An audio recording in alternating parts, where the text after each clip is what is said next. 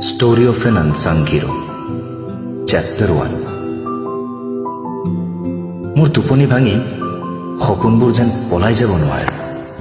তাৰ বাবে আজীৱন পহৰা দি দি তেওঁ নিজে এতিয়া নিদ্ৰাহীনতাৰ ক্ৰনিক পেশেণ্ট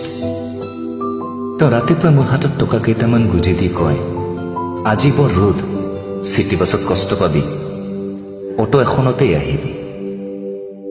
অথচ সন্ধ্যা পৰত তেওঁ ঘৰলৈ ঘূৰি আহোঁতে তোৰ ঘামে ধুনীয়া চোলা তোৰ ক্লান্ত শৰীৰ দেখি মই যেতিয়া সোধো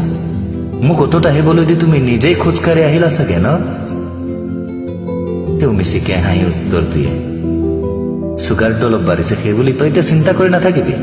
মাইল এলিভেশ্যন গতিকে পদযাত্ৰা নহয় থেৰাপি এয়া গৰু আচৰিত যন্ত্ৰণাক লুকুৱাব জনা পাকৈত অভিনেতা এজন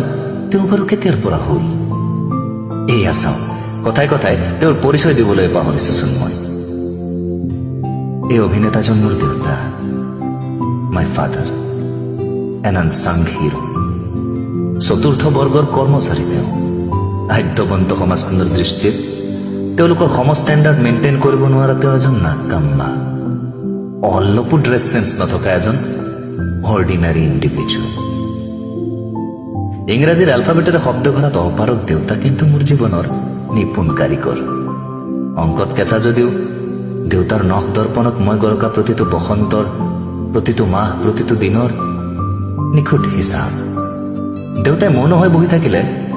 মই তেওঁ নেদেখাকৈ ক্লান্ত তেওঁৰ মুখখন চাওঁ আৰু ভাবো অফিচৰ লাঞ্চ টাইমত সচৰাচৰ দুপৰীয়া তেওঁ বা কি খায় বা নাখায়েই নেকি অকলশৰে থকা সময়ত তেওঁ বাৰু তেওঁৰ দেউতাকক মনত পেলাই ভীষণভাৱে অশান্ত হৈ পৰে নেকি তেওঁ আমি নেদেখাকৈ লুকাই নিজৰ দেউতাকক পুনৰ লগ পাবলৈ ব্যাকুল হৈ কান্দে নেকি ঘূৰি আহোঁতে মাৰ্কেটত চোলা বা দামী জোতা দেখিলে তেওঁৰ সেইবোৰ এবাৰ পিন্ধি চাবলৈ মন নাযায় নেকি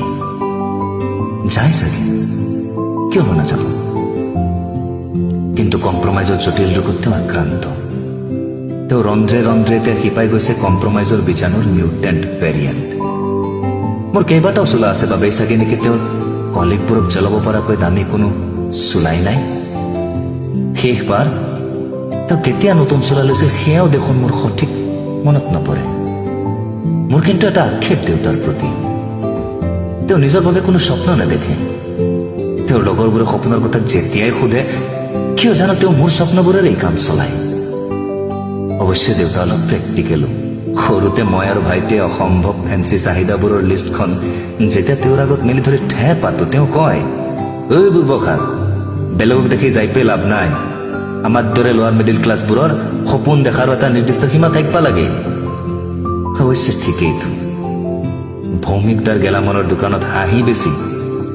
যিজন ব্যক্তিয়ে চাউল কিনিবলগীয়া হয় তেওঁতকৈ বেছি কোনে শুনিছে জীৱনৰ কটু বক্তব্যবোৰ মই অৱশ্যে আজিকালি নিজৰ মাজত তেওঁৰ উপস্থিতি অনুভৱ কৰিবলৈ লৈছো ময়ো চাগে লাহে লাহে তেওঁ হবলৈ ধৰিছো আফটাৰ অল মইতো তেওঁৰে পুতেক কিন্তু মই আজিকালি প্ৰায় ভয় খাওঁ এই মানুহজনে যদি কেতিয়াবা আমাক এৰি থৈ গুচি যায় মই জানো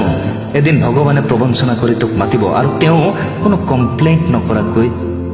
গুচিও যাব ভগৱানকো সকীয়াই থলো তেনে যদি কিবা কৰাৰ কথা তেওঁ সপোনতো ভাবে কথা বেয়া হৈ যাব